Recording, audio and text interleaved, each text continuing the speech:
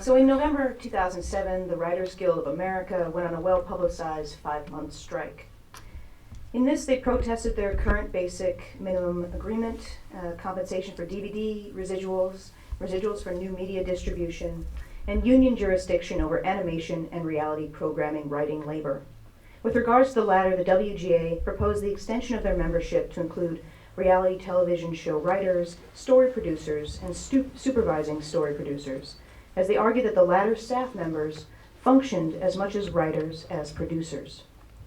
The 2007-2008 strike came on the heels of an unsuccessful attempt in summer 2006, pictured here, to organize the writers of the CW show America's Next Top Model. During the 2006 strike, Top Model show producer Daniel Blau gave an interview in which he detailed his case for why reality television show producers should in fact be considered writers. In Blau's words, quote, "We are the writers of America's Next Top Model. What we do is take all of the hundreds of hours of basic raw footage of the show, of girls getting ready in the morning, of them eating cereal, of them talking on the phone to their boyfriends, and going to challenges, and all the things they do, and turn it into 42 minutes of compelling television. What we don't do, we don't feed lines to the girls. When we say reality show, it is definitely reality. What the fights that they're having, the things that they're doing, they're actually having conversations with one another.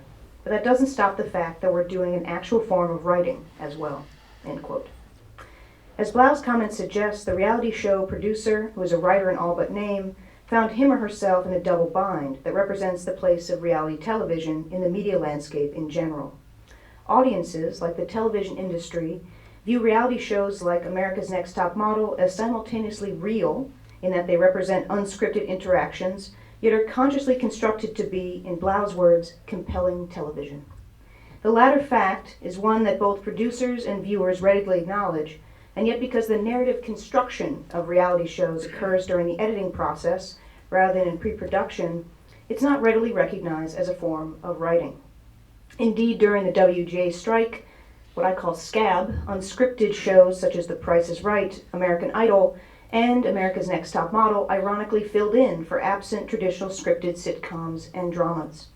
As a consequence, the strike, while actually oriented to achieve the inverse, in fact reinforced the idea that reality television is aggressively unscripted in its representation of people so real that we, the viewers, become transfixed at how like and unlike they are to us. So in this presentation, then, I'll discuss my preliminary findings in an attempt to analyze the narrative form of America's Next Top Model as a codified form of compelling television that prompts viewer attention, sympathy, and antipathy, much like scripted shows. And as a side note, you'll probably notice that this came out of the sense that there was nothing to watch during 2007-2008, so I did this instead. So in order to make my case and why I'm presenting here, I employed a similar method as top model show producers. Rather than examine pre-production materials such as scripts, I used the Cinemetrics analytical software as a reception tool to track top model participants' screen time over the course of a single show cycle. As I will discuss further, my preliminary findings suggest that the narrative construction of America's Next Top Model corresponds to the series serial format that initially follows the show's production pattern quite closely. As Blau detailed, after watching the raw footage of the cycle, 2 top model show producers submit treatments or what they call story outlines, quote, where we pick usually 4 girls per episode and give an A, B, C, and D story of what we're going to be concentrating on each week, end quote. So my research found that each episode in the first half of the cycle was also constructed to draw viewer attention according to 4 key roles, or, I apologize for this, if you will, 4 top models, that include the top finisher, the eliminated contestant, the red herring, or the contestant almost eliminated in the episode, and the drama factor, namely the contestant or contestants who receive attention that heightens audience involvement without necessarily affecting their placement in each episode. So as I will discuss, the red herring and the drama factor function as intrinsic parts of top model's melodramatic narrative structure.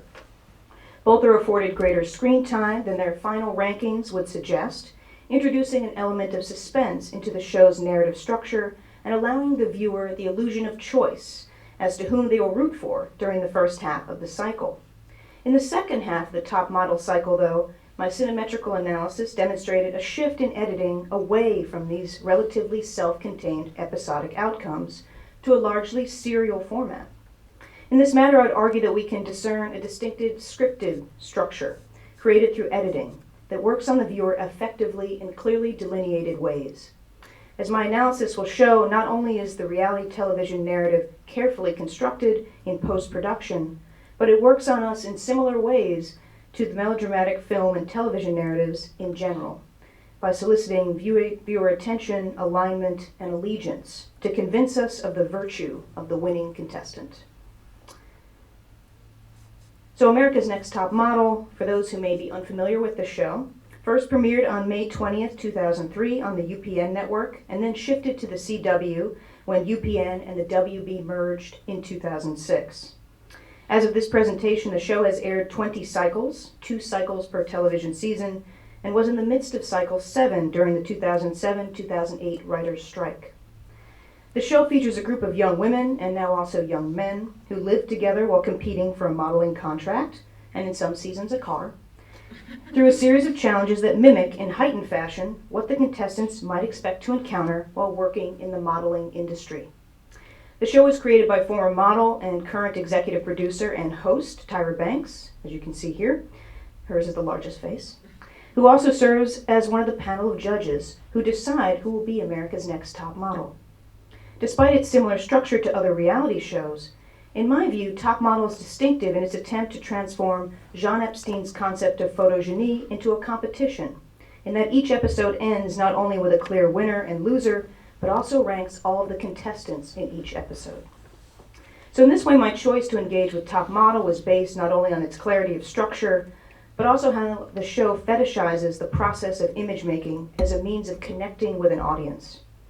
As Epstein wrote long before Banks hit the runway, photogeny is, quote, any aspect of things, beings, or souls whose moral character is enhanced by filmic reproduction. This aspect, I would argue, is most clear in the judging process. From this example, from Sarah. Sarah, this is my 6'1" Scarlett Johansson. She's divine. Joni, wham. This girl's a model. This is so strong. I don't see that in front of me. Hopefully she can be this in person. Ferranda. Her name is quite ferocious. I do not like this picture of Ferranda, but I think there's something in this girl, but it ain't in this picture. It's like Ferranda, call home. So as the judging process indicates, the contestants are evaluated not only on their photographs, but also on how their in-person presence compares to their photos.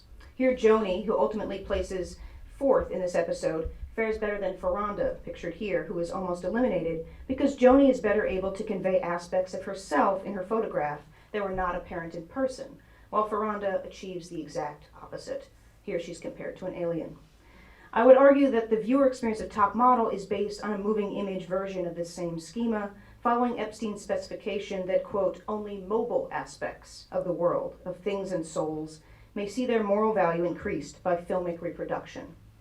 In Top Model, the viewer most focuses on, or more precisely becomes aligned with and loyal to, the contestants who have something in them, have an internal moral quality that is brought out by their representation by the televisual moving image narrative.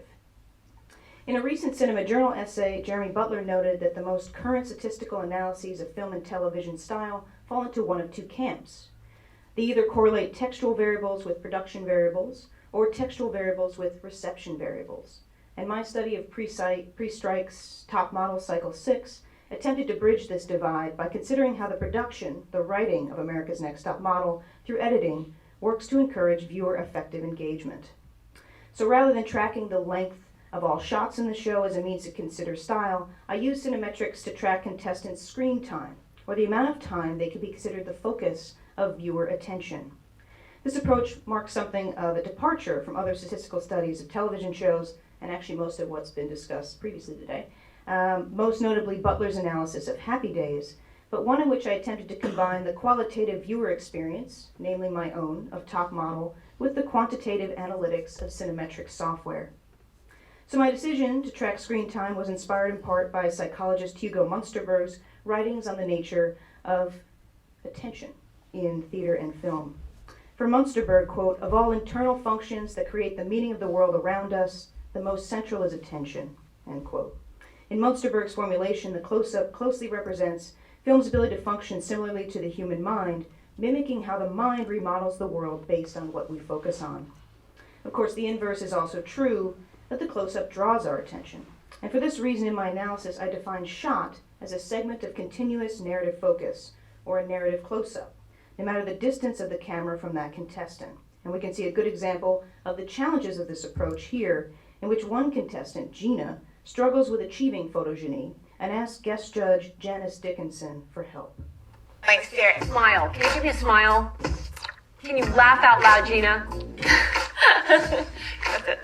Gina, get up and back of the girls now and stand on one foot. Just stand on one foot.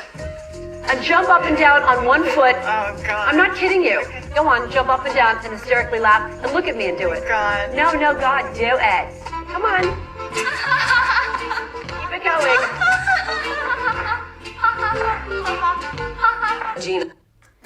So in this sequence, I track the green-shirted Gina as the focus, even though we get long shots as well as medium close-ups of her, including one medium close-up of fellow contestant Nena, who makes a disapproving face. However, in the next part of the sequence, we experience a narrative shift. Gina was kind of clueless. I was just like, this girl has lost her damn mind. Put your chin down. I felt stupid. Of course, Jade is so happy at this point. So here Gina's nemesis, Jade, speaks about Gina. So should this be coded as Gina or Jade's screen time?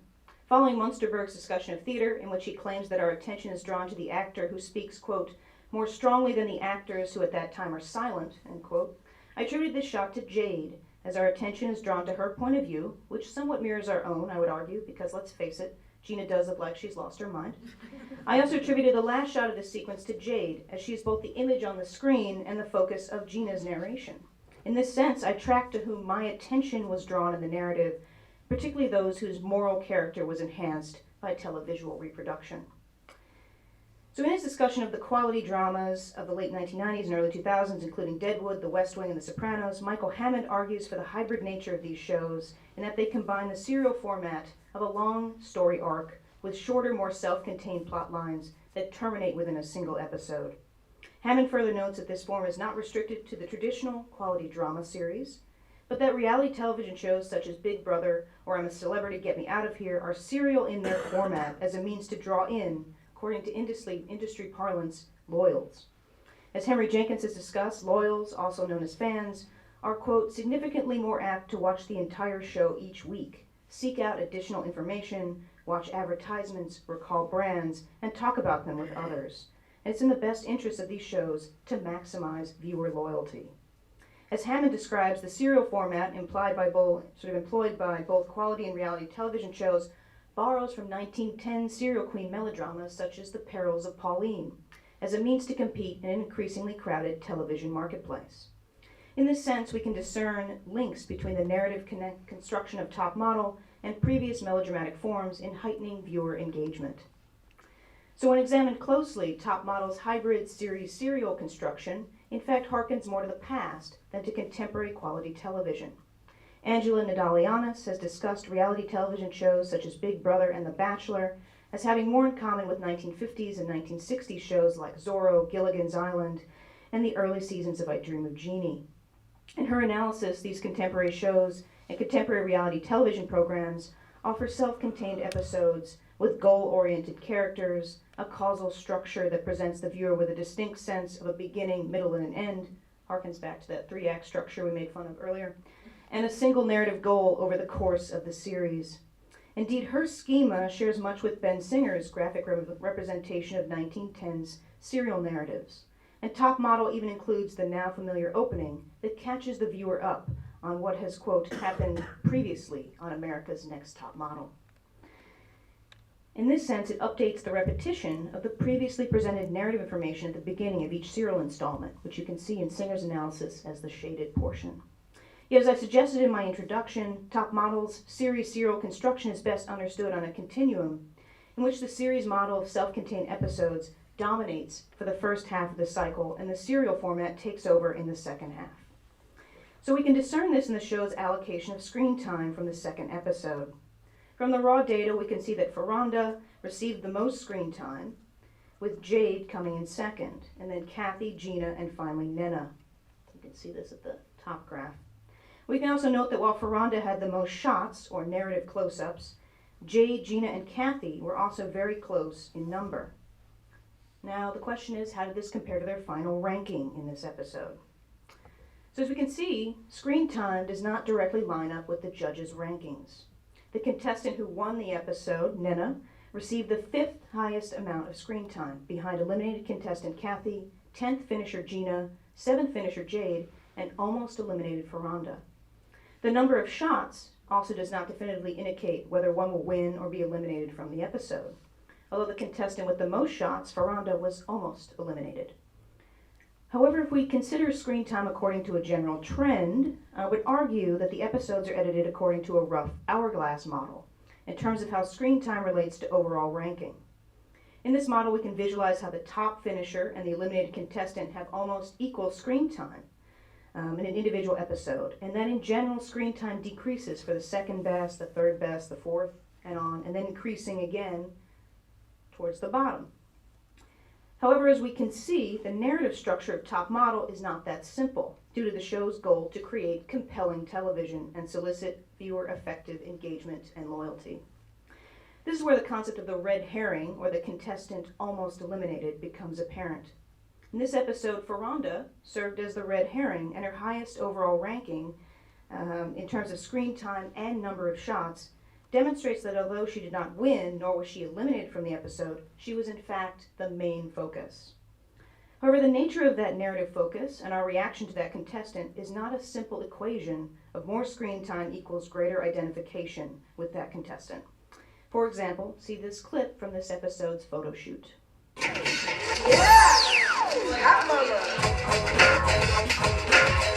I'm bald, beautiful, and blinging, so I know I'm gonna rock it. I was watching Ferranda practice in the mirror, which is what I look for in an attentive, good model. You was talking about me up in the press conference the other day? Play with your neck. Extend all your body. Walk aside. The other way. Slowly. Much to my surprise, when Ferranda got in front of the camera, she was not only awkward, she really didn't know her angles. I think I did great. I was coming off thinking I was the winner. I am the front runner. Thank you. When I saw her in the mirror practicing, I thought she was going to be like amazing. I think she thought she was going to nail it, and she didn't. All right, next victim. Here, although Ferranda is the clear narrative focus, I would argue that we're prompted to disidentify with her in this sequence.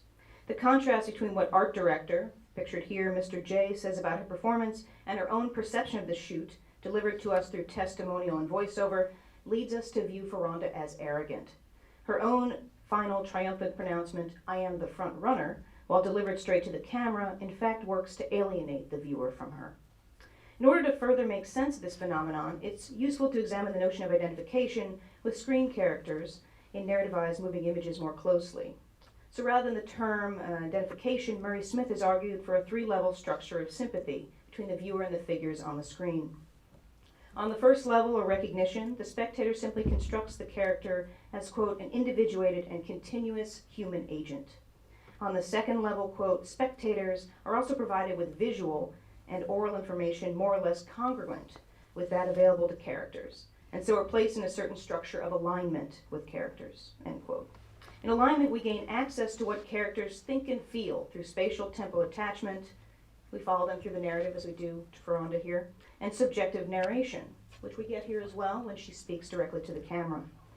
On the third level, though, quote, spectators evaluate characters on the basis of the values that they embody, and hence form more or less sympathetic or more or less antipathetic allegiances with them. And so as Smith argues, allegiance differs from alignment in that the viewer evaluates the character on moral grounds.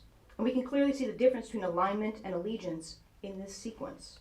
Although we're aligned with Ferranda, attached to her in space and time, and with access to her subjectivity, our evaluation of her values, for example, how we conclude that she's both self-centered and arrogant here, puts us in an antipathetic allegiance with her. I would also argue for a similar reading of our other seeming outlier in this episode, Jade. Jade ranked the second highest in screen time and yet ranked squarely in the middle of the pack for the judges. And this is because she served as what I call the drama factor for this episode. As I stated before, the drama factor is a contestant or contestants who receive greater screen time in order to heighten the melodrama. Yet this increased narrative focus often does not affect their rank for the episode. And one aspect that marks Jade as the drama factor in this episode is the number of shots in which she is the narrative focus. After Ferranda, who had the highest number of shots as well as screen time, Jade ranks second.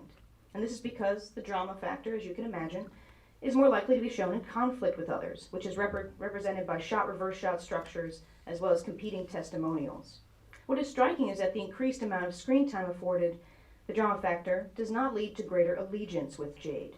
And this is in evidence in a clip in which Joni offers $100 to any contestant who would walk the catwalk naked. Movies, nothing. Around the pool and back. I'll do it with you. How about 50-50? Jade's like, I'll do it myself. She comes off, really strong and really confident and kind of arrogant. So much like the depiction of Ferranda in this sequence, Jade is literally depicted as arrogant through her increased screen time, encouraging the viewer to evaluate her morally and forge an antipathetic allegiance with her. She, along with Ferranda, is in reality TV show parlance the girl that we love to hate. From this, I would argue that we can see in this early episode of Cycle 6 a numerical representation of the show's intended structure of sympathy. The top four, and I've sort of reordered it here in terms of screen time, are the four contestants to whom we form the greatest antipathetic allegiances, including the red herring, the drama factors, and the eliminated contestant. The bottom four, with Nena, Sarah, Joni, and Danielle, are those with whom we're meant to form sympathetic allegiances, including the top finisher for that episode and the top two finishers for the entire season. What is striking is that this alternate ranking system is almost identical to Smith's own assertion that in our experience of narratives, quote, spectators construct moral structures in which characters are organized and ranked in a system of preference, end quote. I would further argue that this inverse ranking system, in which those toward whom we're meant to feel antipathy receive the greatest amount of screen time, is indicative of the show's overall melodramatic structure. In the second episode, Structure of Sympathy, it's pretty apparent. The top two finishers for the season are in fact those we are shown the least, and so are worthy of note but not of derision. And in this way, the individual episode is both self-contained in its elimination plotline, but ongoing in its promotion of the virtue of the eventual winner. Compare this to the early schema to the screen time analysis of episode 5 from the same cycle. In this episode, in which Gina was eliminated, Ferranda in fact came in first place. And again, we can see an hourglass structure. Yet breaking with the precedent set by the second episode, the greatest amount of screen time went not to the red herring, Brooke, but to the eliminated contestant, Gina. In this case, when we factor in the number of shots, as well as average shot length, it's apparent that Gina's screen time was increased by her dual performance as both the eliminated contestant as well as the drama factor, along with Jade. I would argue we can see this in the graphical representation of this episode as well, in that there are three sequences that last for well over a minute, in which the narrative focus alternates exclusively between Gina, represented in red, and Jade, Gina's white, Jade is represented by red, and they have relatively short shot lengths. And these interchanges represent individual instances of drama in an ongoing serial conflict between these two contestants. In this way, despite the difference from the precedent set by episode 2, the narrative structure of Top Model remains stable, in which the red herring again received more screen time than the episode winner. In addition, when we look at the structure of sympathy for this episode, it conforms very closely to that in episode 2. The top four contestants in terms of screen time are two repeat offenders, Ferranda and Jade, who have previously been established as points of antipathy for the viewer. This also includes Gina, who's been in conflict with Jade from the beginning, and the red herring, Brooke. However, the rankings for the sympathetic side, those with less screen time, have shifted. Joni and Danielle are now at the top of the sympathetic half of the rankings. And I would argue that this is because the cycle was now both promoting the narrative focus of the self-contained series episode, as well as serialized sympathy and antipathy toward the cycle's highest finishers. So this trend is even more further evident in an episode from the second half of the cycle, episode 9. And this is 4 episodes before the cycle finale. And we can here see a continuation of previous trends. Ferranda, again, is the red herring. She receives more screen time than both the eliminated contestant Nena and the top finisher for that episode, Danielle. Yet the structure of sympathy has shifted. The top half, now 3 rather than 4 positions, includes the red herring, the top finisher for that episode, and the contestants who will be in the top 2 positions for the cycle.